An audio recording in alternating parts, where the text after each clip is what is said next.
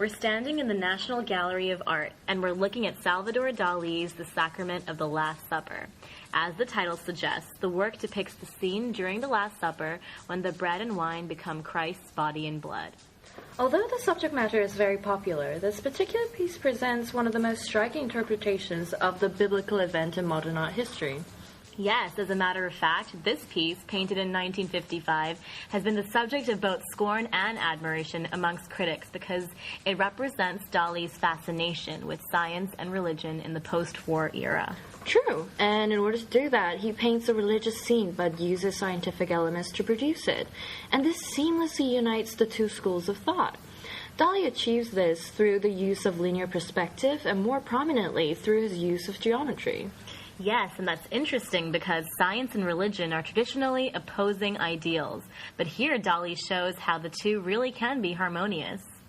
It's a really fascinating point. This idea really comes through Dali's use of the triangle, one of the most fundamental geometric shapes.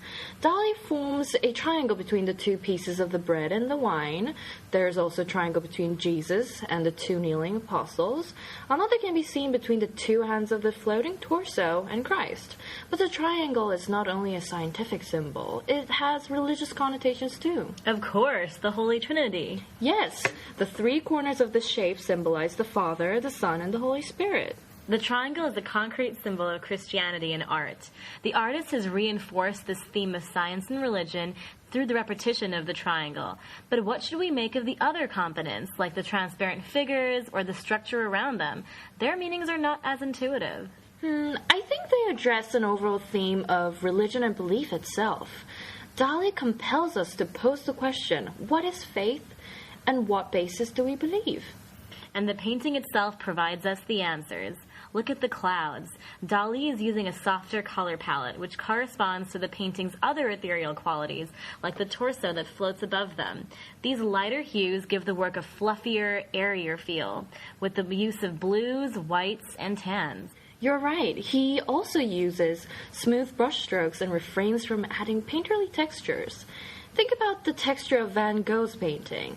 Thick layers of paint usually reminds the viewer that the painting is actually a painting, but Dali purposefully rids the painting of its self-awareness. And that, I think, mirrors the nature of faith itself.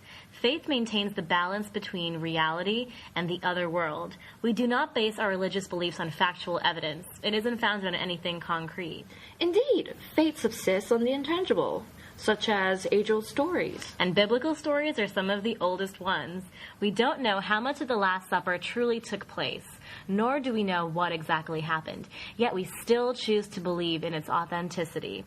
Instead of any definitive facts, what believers have spiritually attached to the event provides the basis for their faith.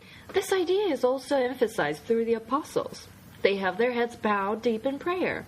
They choose not to look at Jesus. This could mean that they don't need physical proof of him to retain their faith. Their devotion surpasses the need for material assurance. And that's contrary to human nature, isn't it? Especially in today's day and age, seeing is believing. But here, Dali shows us that the notion of blind faith is still relevant.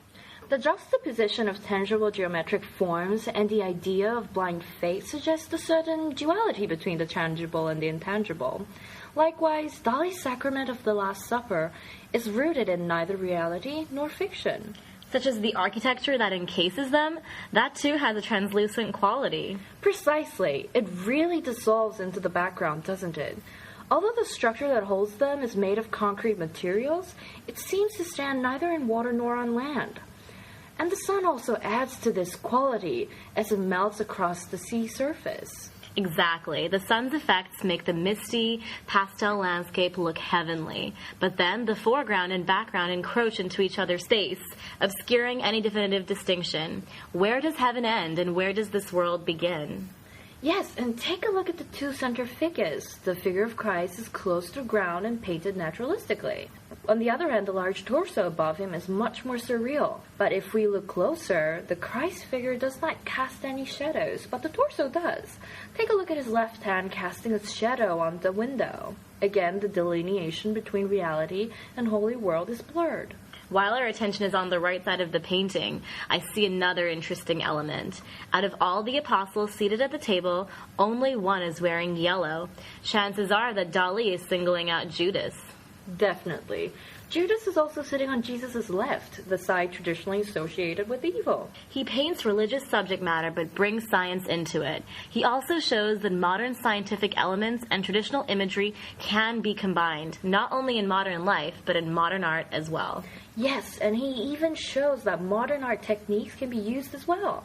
Surrealist techniques can foster the age-old story. They show it from a different perspective.